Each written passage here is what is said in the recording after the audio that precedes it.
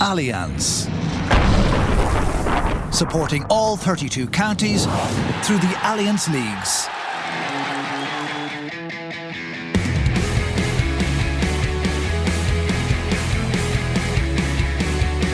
Hello and welcome to the Throw-In Independent.ie's GA podcast in association with Allianz. I'm Will Slattery. No Michael Verney this week. He is over in Cheltenham on horse racing duty, but I am delighted to be joined in studio by Vincent Hogan and Donnchadh Boyle of the Irish Independent, and on the line by Waterford legend John Mullane. And guys, I'm not sure if it's because Galway maybe haven't had as eye-catching a league campaign as some other teams, or maybe I've just failed in my duty as a host, but we haven't really talked about them a whole lot over the last few weeks, so it's just as well that they're front and centre after last weekend with their victory over Tipperary. Donnchadh, after being in such a big hole at half-time, I know you were down in Salt Hill where, as always, the weather was quite changeable, but it was a very impressive victory to dig it out. They were in a huge hole, but the wind was, as it always is nearly in Salt Hill, it was very, very strong, blowing into the city end, if you like. And at half-time, Tipperary was 7 points up, and you're thinking, yeah, would it need to be at least that, given the strength of the breeze? But when you looked at the game a little bit closer, Tipperary scored after 3 minutes. John McGrath scored a goal after 3 minutes, and then in the last 5 minutes of the half, they outscored Tipp by 1-3 to a point. And everything in between that was very, very even and well contested, and it turned into a battle in the middle of the field. The sod was very dead. You could see it even for John McGrath's first goal. It was sort of a clearance, and maybe you'd expect the ball to carry on a little bit more than it did, but the dead sod killed the ball into John McGrath's hand, and he did brilliantly from there to score a goal. So when you looked at the first half a little bit closer, there was probably signs there that Galway were performing a little bit better, and you know, eventually they got on top. I think it was the 56th minute or something with Conor Whelan's second goal that they got ahead, and it was only from there really that they stretched away. So look, they'll be very pleased with it because you know, there was no Joe Canning, and Evan Nyland was absolutely brilliant from frees. At a quick look before we came down here, I don't think he started a league match this year. 14 points. He might have dropped one short, and other than that, he was flawless, particularly into the teeth of the gale in the first half. He was excellent. Brian Concannon was really good. He linked up well with Conor Whelan. So Shane O'Neill, you know, that was my first time talking to him, and he seems to be very calm, sort of laid back sort of fella. He wasn't getting too carried away, but I'd say inwardly he was delighted. Yeah, Vincent, because obviously a very good win for Galway, and as Donnchadh mentioned, Shane O'Neill there, like, he came into the job in very unusual and interesting circumstances, and I know you've covered Galway quite closely over the last few years, so you know well, you know, what the state of their hurling is over down there at the moment. Like, where do you think they are in their, you know, life cycle as a side? Obviously, when they won that All-Ireland, there was a sense they were the team ready to kick on. Now there's been a bit of maybe stagnation. Micheál Donoghue has stepped down. There was a bit of uncertainty about whether they are still up there with Limerick and Tipperary at the top table. Like, are they as good as those teams for you? I think they are. I think they've put back-to-back performances in this league that suggest to me Shane O'Neill knows exactly what people are saying about Galway. And even when they won the All-Ireland in 2017, the big debate was, you know, almost unique to go so many games without scoring a goal and still win the All-Ireland. And, you know, Colm Keys did a piece in our paper there last week or the week before about the absence of goals in this Galway team. I spoke to Damien Hayes a few weeks ago. He said that it really frustrates him to see forwards not taking their men on. Well, we saw against Cork, Brian Concannon dipping the shoulder and going past Bill Cooper as if he wasn't there. And I think Concannon now is 3 years in this squad, and he is a different animal this year. He's very aggressive in his movement. I've always spoken about corner forwards, and we have one on the line there, John Mullane, who was as good as anyone I've seen. But I love a really aggressive corner forward who wants to take on his man all the time. And we saw that in Concannon yesterday. And the thing that strikes me about this Galway team is now suddenly you look at that inside line of Conor Cooney, Conor Whelan and Brian Concannon. It's a really potent looking inside line, and Joe Canning's still to come back. And I think without Daithí Burke, at full back, they looked a bit vulnerable yesterday. Tipp's third goal was a work of art. It was an absolute work of art. The ball going into Callan, back out to Cian Darcy, who had the option of an easy point, and he picked out Jason Ford running in. And you're looking at Tipp at that stage and saying, my God, they're on fire. But this is the second game in this league where Tipp have been completely dominant at half-time, and then fallen away in the second half. Tommy Dunn did say it on television yesterday, 7 points with that wind. They were going to have to work awful hard in the second half to get out the gate, and they didn't manage it. We might move on to Tipperary in a minute, John, but first, what did you make of Vincent's comments there, I guess, about with Galway's forward line? It has been a criticism of them that they haven't been finding the net with that much regularity. They did get 3 goals yesterday, but what do you make of their forward now that they're moving in that regard generally? Yeah, I was at the game yesterday and I was extremely impressed by Galway. At half time, you probably couldn't have foreseen the level of performance that they were going to bring in the second half. I mean, they scored 3-12 in the second half. I think in the first half, I think they only have to register. And I think Evan Nyland got a point, and I think Brian Cloncannon got a point.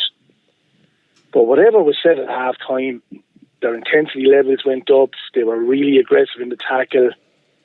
And they were just a completely, totally different team. And albeit they had a lapse year last year, that can happen for the simple reason. A lot of that Galway team were on the road an awful long time, going deep into the championship, into August, September since 2015. So I think, all the best teams in the Kilkennys, the Tipperaries over the years, that can happen. But what Shane O'Neill has done, he's injected a couple of the young lads in with the older lads, the likes of Darren Morrissey, Brian Cloncannon, Evan Nyland, Fintan Burke, who's going to be a massive player from coming back from the injury. And Vincent's right. Brian Cloncannon now looks like a player that he looks like a player that he's going to really become a top class forward. He looks like he's ready now. He's strong within himself. I think sometimes it can take 2 or 3 years, but yesterday he was magnificent. He was my man of the match, and I like what Shane O'Neill is the way Shane O'Neill is starting to operate Galway this year. In that, you look at the way he's managed Pádraig Mannion again yesterday. He got 50 minutes into Pádraig Mannion. Must be that Pádraig Mannion is coming back from an injury for the simple reason that within the last 4 or 5 games he's got 40 minutes. Then he's got 45 minutes. Yesterday he got 52, 53 minutes. And you look at even Joe Cannon, he's not rushing Joe back. This time last year, Joe was after playing the World of Hurling, he was after playing Welsh Cup Hurling, he was after playing every league game, every minute, and now he's just sitting back and he's finding out an awful lot more about his panel. He's saying to his panel, you know what, let's see what you can do without Joe Cannon, and they're coming with all the answers. And we touched on it last week with Cork, that we felt that when Cork went down to the 14 men last week, that we were asking the question of Cork, maybe that was going to be their monumental moment in the season where they go on and kick on with 14 men. But yesterday could be the defining moment for Galway, where we might be looking back in July, August, and saying, you know what, that second half against Tipperary, they were 7 points down, a 15-point swing. In the space of 7 days, they did the same against Cork. And I think Galway are going to be serious contenders this year. Interesting there. Donnchadh, is one of the key points that John raised the kind of the need to reseed the panel with some of these younger guys, because the core, everyone knows how great those guys are. They carried them to the All-Ireland final after winning it, and went down narrowly to Limerick. But if they can add 3-4 new faces, that little fresh blood could really get them back to where they want to be. I think they've been trying to do that over the last couple of years, because the thing we kept rolling out the year after they won the All-Ireland was that it was more or less the same 14 outfield players that they were going back to, that no one had really laid a claim to a spot from that. So, but I think from what I took from yesterday was Brian Cloncannon, because apart from the 4 points, he made a brilliant fetch and turn to set up Conor Whelan for one of his goals. So, and that was a real sort of like a stand up and be counted moment as well, because it was probably that ball came from 80 yards and one touch turn. He'd set up the goal for Whelan. So, he wasn't just along for the spin in terms of, like, he was a senior man in that performance yesterday. So I think that was good for Galway. Like, I do think there's an asterisk over this, just from Tipperary's point of view, because they're obviously heading off this morning. This time last year they did something very similar. They went away to Spain, and we all know what they did when they came back. So talking to Liam Sheedy yesterday, he wasn't taking it lightly by any stretch. But I do think there's a much bigger picture for Tipperary in this, and no more than last year, it'll start on the 10th of May when they go to Walsh Park to play Waterford. That's what all their eggs are in that basket. The same was it Cork that played in the first round last year, and all their eggs were in that basket 12 months ago. And I think that's what you're looking at here again. Yeah, just before we move on to Tipperary, Vincent, both lads have referenced Shane O'Neill and the job he's been doing with Galway. What's your read on him coming in those difficult circumstances? What can you tell us about him as a manager for people who mightn't be already familiar with him? What could we expect from him, do you think? Well, the one word that comes across with anyone you speak to, and I did a profile of him about a month ago, is calm, very composed. Largely in the national media, we only know what he did with Napirsig, and that's our only read on him. But he has I get the impression he has a certain natural presence about him. He looked very composed all the way through yesterday. The concession of 3 goals in the first half won't have pleased him, that's for sure. But there was something, and I agree with John about this, that there was something relentless about the way the Galway team hunted down Tipp. And sometimes you look at Galway and you wonder, is that manic desire in them? Because sometimes it's as if they almost go through the motions in games. I think what we saw in the second half yesterday was that hunting in packs that we see with Limerick very effectively. And Tipp, I know Tipp are gone away on their trip today.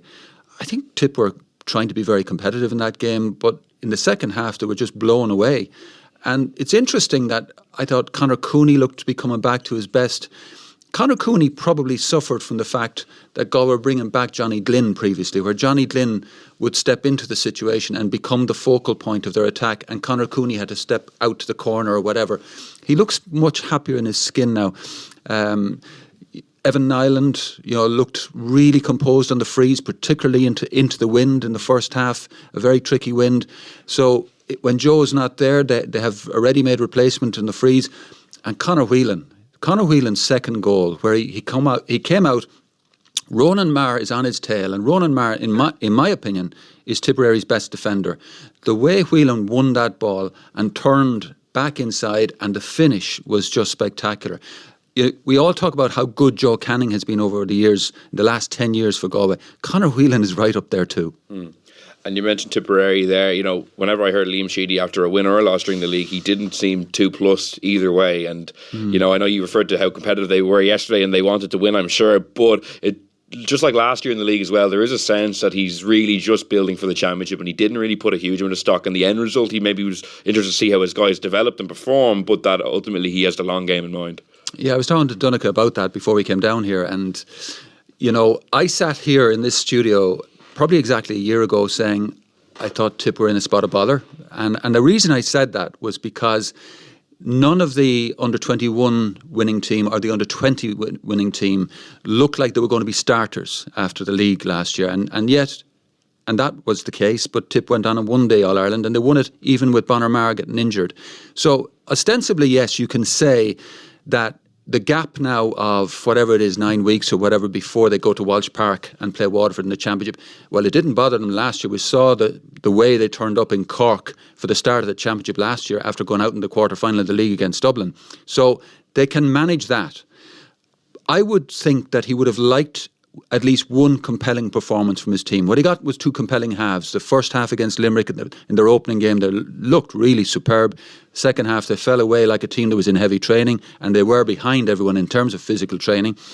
And then yesterday, like I said, that Jason Ford goal, a work of art. Some of the points they picked off were stunning, but then they really fell away. And I look at some of the players that have been brought in. Cian Darcy, Ger Brown, a lot of Alan Flynn.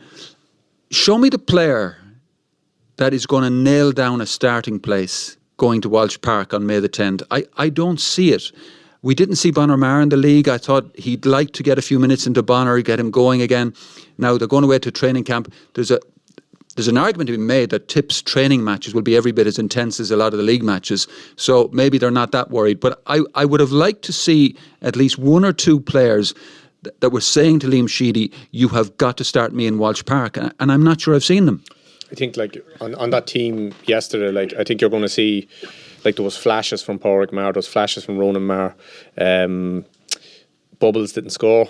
How often will you say that? Seamus Callanan got a point. He had flashes again.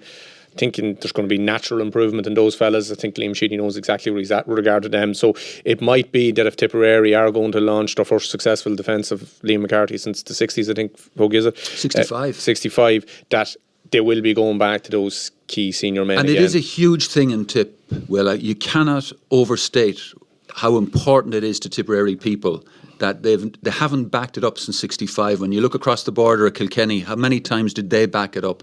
And Liam Sheedy is very clued into this, that the championship is all that matters. And Tipperary are really on a mission to put back-to-back All-Irelands. It's high risk as well. Like, everything, the more than everything went into that game. It was a Páirc Uí Chaoimh, I think, last year. And everything's going into Walsh Park again. And Waterford, I'm sure we'll get to them shortly, do look like a slightly different animal this time around in terms of they're much more resilient. And so for them, to an extent, it's sort of a free shot at the All-Ireland champions coming to town. If it goes well for them, as it can last year, you can take off and off to go. You lose the first game and then you're on the back foot, and let alone All-Ireland, you're just trying to get out of Munster then at that stage. Yeah, John, like, what's your feeling now welcoming Tipperary to Walsh Park in that first game? Like, do you think you're getting them at not a good time, they're the All-Ireland champions, but as Vincent said, with that long 9-week layoff now, and after a league campaign where they didn't really catch fire, are they slightly vulnerable?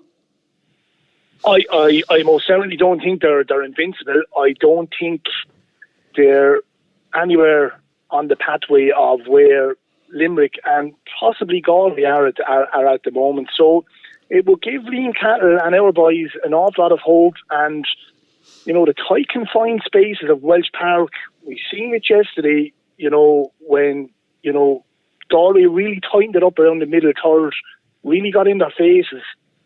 Tipperary boys didn't like it yesterday, and I would give our boys every chance on May the 10th. And I think an awful lot of it's going to come back to Liam Sheedy and his management team.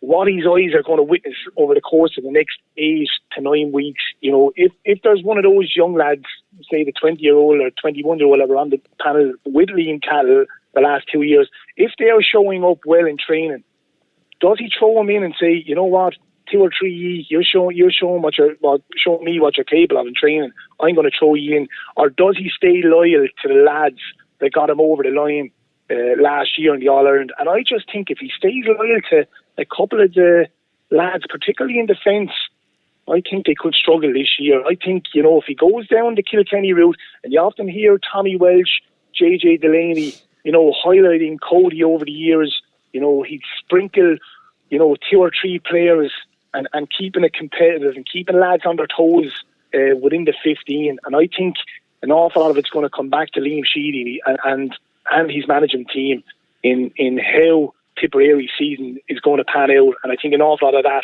is going to come back to the selection of whether he's going to put in 2 or 3 of these All-Ireland winners of the last campaign, last year's under-20 campaign and the previous under-21 campaign, because they have good talent there within those squads that can break into this Tipperary team.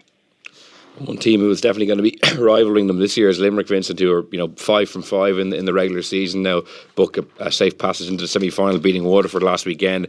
And when they are winning games like in that comfortable fashion, you find it hard to believe they were beaten at all last year. Are they now the leading contender? Are they the number one team at the moment?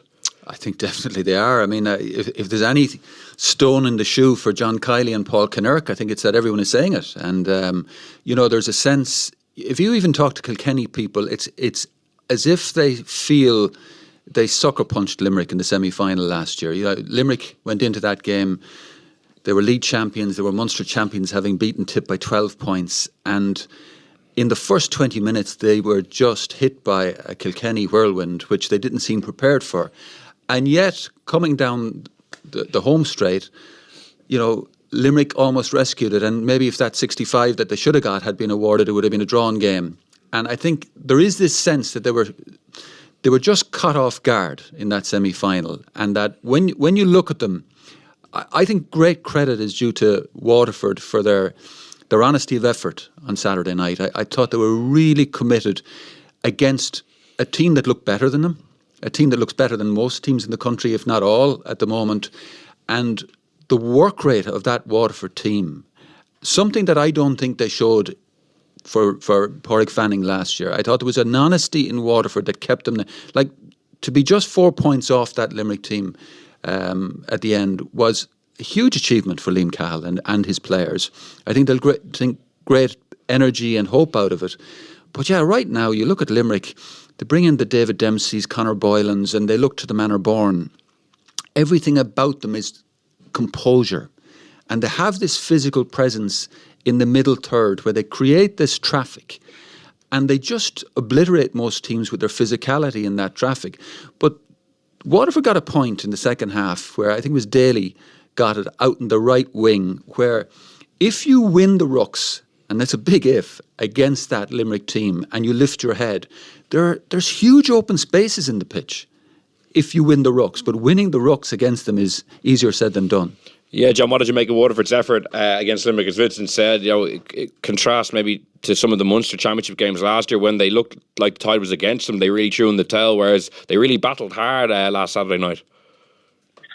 Well, I'll tell you, I'd say an awful lot of them waking up Sunday morning were very, very sore. As Vincent touched on, the physicality, the power of those Limerick men and the hits that they put in. But I've got to give great credit to Liam Cahill. He said to his panel, he said, look, we're making 9 changes. We'll find out an awful lot more. I was actually down at a Club Daoise event last Wednesday, and he spoke for 20 minutes. I was absolutely blown away by him. I love what he's doing with Waterford at the moment, and I think, I keep banging the drum, I think Waterford hurling is going to be in a fantastic place when he does decide to go. But again, his team gave him everything last Saturday night. What I loved about him last Saturday night, they were 8 points down, they were 6 points down, 7 points down at some stage. Last year, that 8 point, if they were 8 points down, that would have became 10, it would have became 12, it would have became 13. They didn't throw in the towel, and they kept going to the end. They kept going to the end against Tipperary.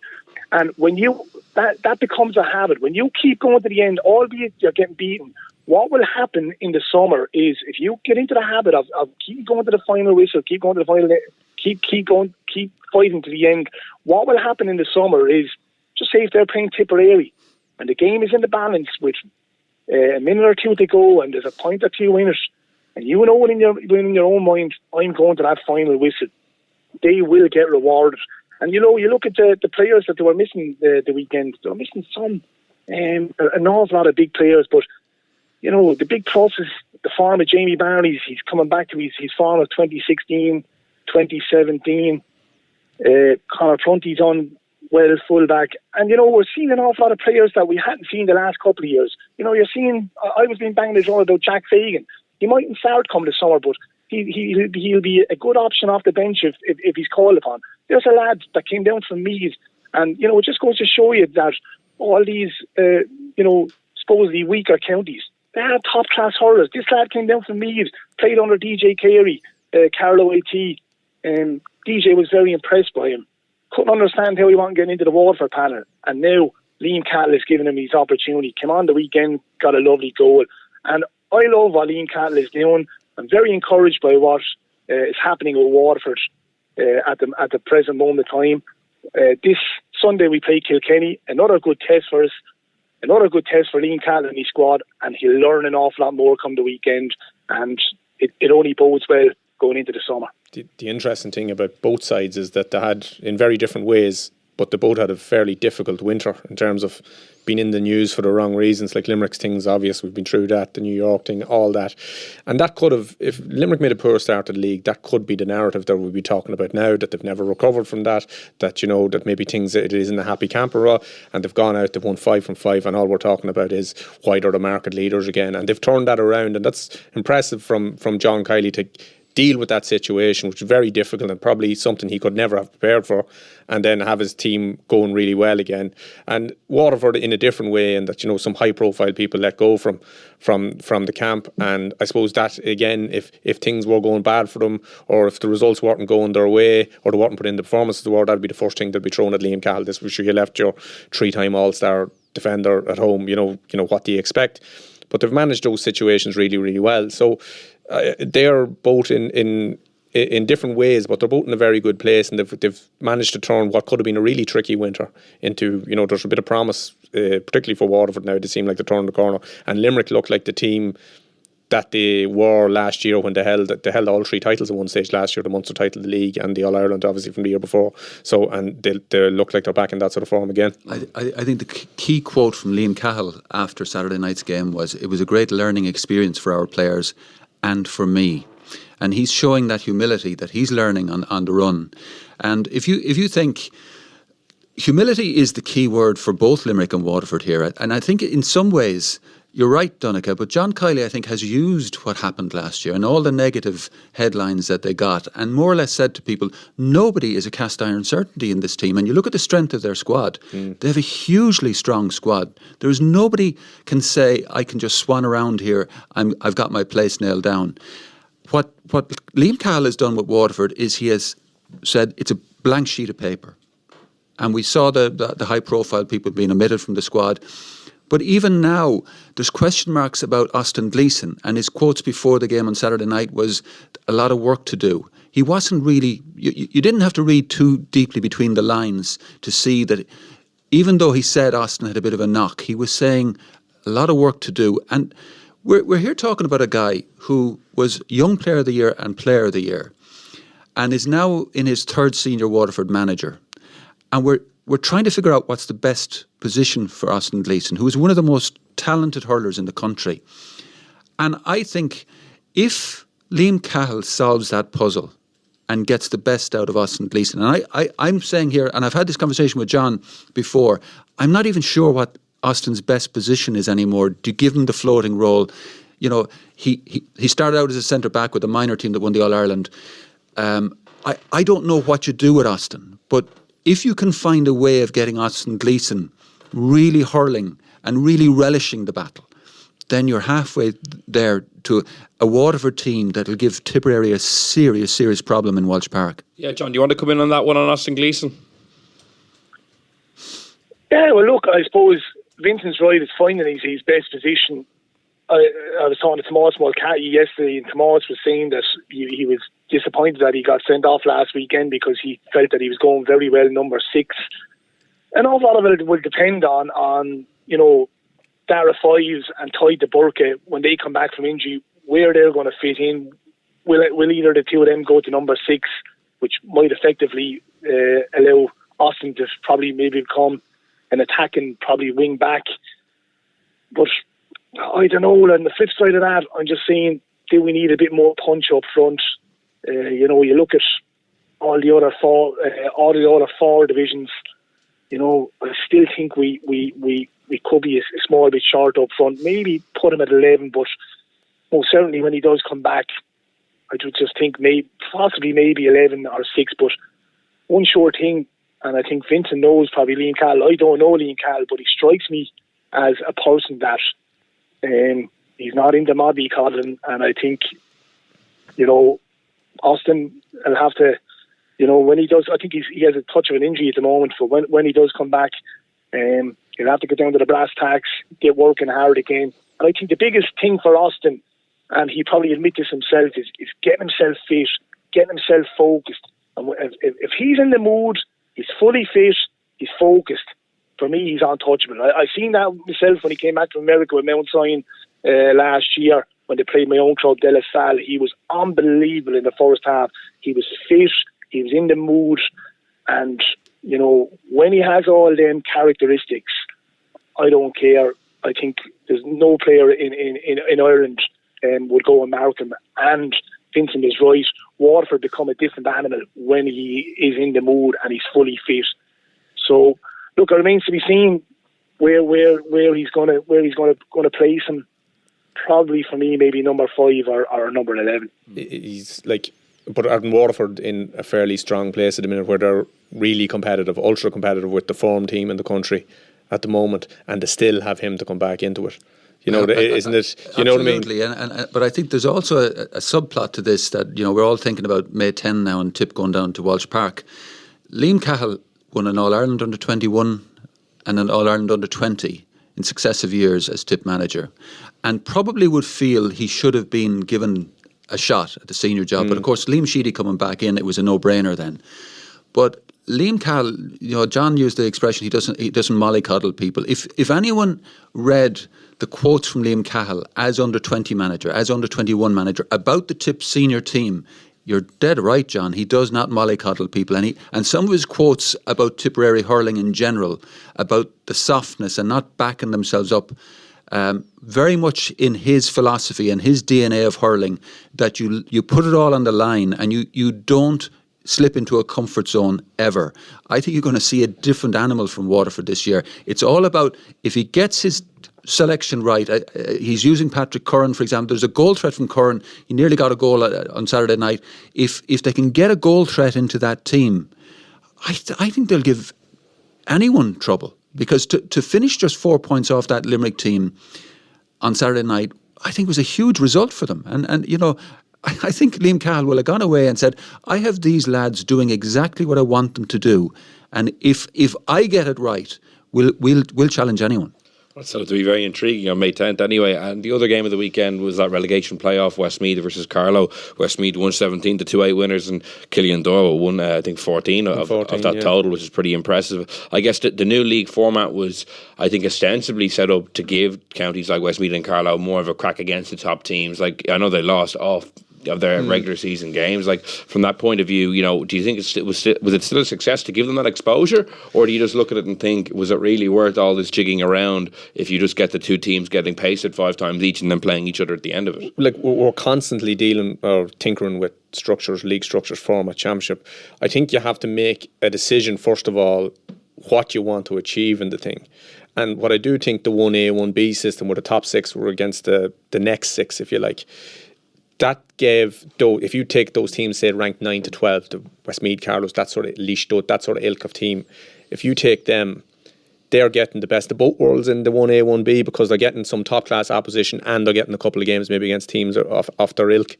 And I think if that's what you're trying to do, I thought the 1A, while the 1A system didn't suit maybe the top 6 teams because they have to go hell for leather to beat each other and retain their 1A status, mightn't suit them. I thought maybe the 1B system was a little bit better for those 9 to 12 teams, because they might bring one of the top teams. Carlow might bring someone and give them a real rattle in Dr. Cullen Park or whatever. So I suppose it is really down to the counties themselves. I'd be interested to see what Westmeath and Carlow think of it this morning. Are they better served by what they had this year other than what was in for the previous couple of years? But I do think whatever you're doing, they have to be your priority, those teams. I don't think you need to be setting up a system that works for the Kilkennys and Corks and Tipps and Waterfords or whoever else. The team, they're already established, they're not going anywhere. I think the next thing, just from a broader point of view from the GA of getting another competitive hurling county, I think they are the counties you have to be helping. Yeah, is this system serving the top counties who didn't want to go hell for leather, or is it serving the weaker counties?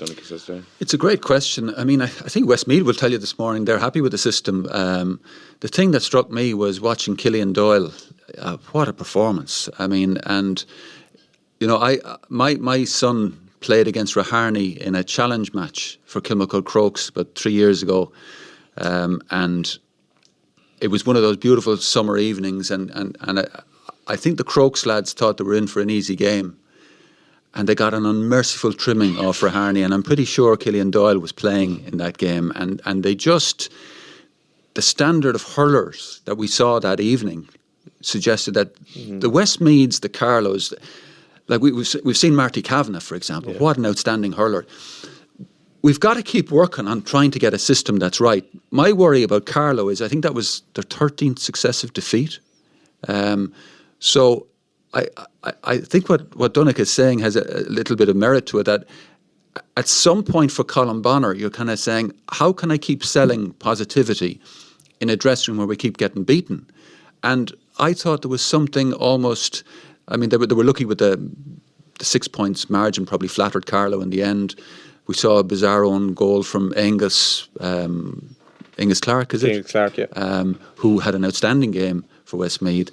I'd love to hear what Colin Bonner feels about it, because all of the positivity around Carlow over the last couple of years, it's kind of dissipated a bit, and this morning they must be feeling really flat. Yeah, John, what do you make of what the lads are saying there around, I guess, getting the balance right between giving the weaker counties a bit more exposure against the top teams and not kind of throwing them to the wolves completely?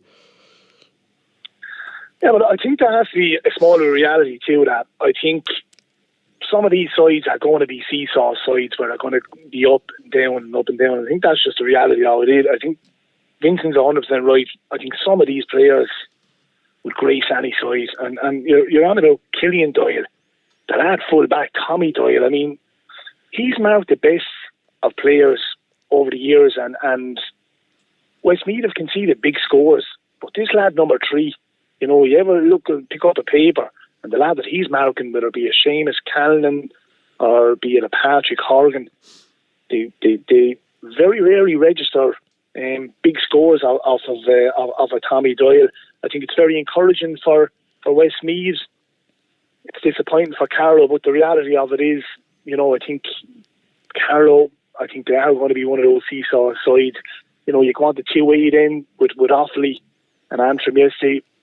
I think, an awful lot of people were touching on the Sunday game last night that it was a big setback for Offaly hurling. I don't think, on the grand scale of things, that it's a massive setback for Offaly hurling. I think the big picture for Offaly hurling this year is they have to win the Christie Ring Cup. And sometimes I think you have to give credit where credit is due. The easiest thing for Antrim yesterday would have been to roll over and say, look, we're 6 points down, lads. We'll get ready for the final next week against Offaly again. But they didn't. They kept the feel-good factor going, the momentum going of being unbeaten. And we got to give great credit to Darrell Gleeson. He's doing a fine job up there up in the north. And before I go, I'd just like to ask the lads the question of the coronavirus. Like, I'm watching events in Italy. You might think I'm mad in saying this. We could be going into uncharted waters with this coronavirus, and the obstacles that could be in play could play against Croke Park. Like, the reality of it is, lads, if one or two lads in a county panel pick up this virus, you could find that a whole squad of players might have to go into quarantine. If another squad picks up one or two, pick up the virus as well. I mean, we're going into uncharted waters in regards to fixtures being called off. I'd just like to ask the lads their opinion on what they think. Well, the Serie A games are already behind closed doors, aren't they? So, there seems to be inevitability about the way it's going, and it is curious in the very least that Cheltenham's going ahead, just given the mass of people who will mix there. And we were talking about how absurd it is. The Premier League players are told not to shake hands beforehand, but then they score a goal and they're hugging and kissing. And you've, like at Anfield, you've 54,000 people crammed in tight, and none of it really makes much sense. And I'm going to Cheltenham this evening, and I'm a little bit amazed that it's going ahead. It seems to me there's an element of making it up as they go along.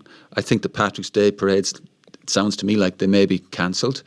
I think John is spot on. There's no sense of, to me, clarity in terms of, what we're doing with this. And, there was one newspaper yesterday with a worst case scenario. We could have 1.9 million people in this country infected by the coronavirus. It's very much up in the air. We don't know where this is heading. Well, on that note... no, you had no notes prepared for that. No, I didn't. Yeah. John Mullane has caught me off guard. Good man, John. No, but on that note, guys, thanks very much for coming in. John, Donnchadh, Vincent, thanks very much. Oh, well, man. As well. That's all we have time for in the throw-in this week in association with Allianz. We will be back next week with another podcast reviewing all the football and hurling action. And in the meantime, you can subscribe to us on iTunes, SoundCloud, or listen on independent.ie. So until next week, thanks for listening, and goodbye. Allianz, supporting all 32 counties through the Allianz Leagues.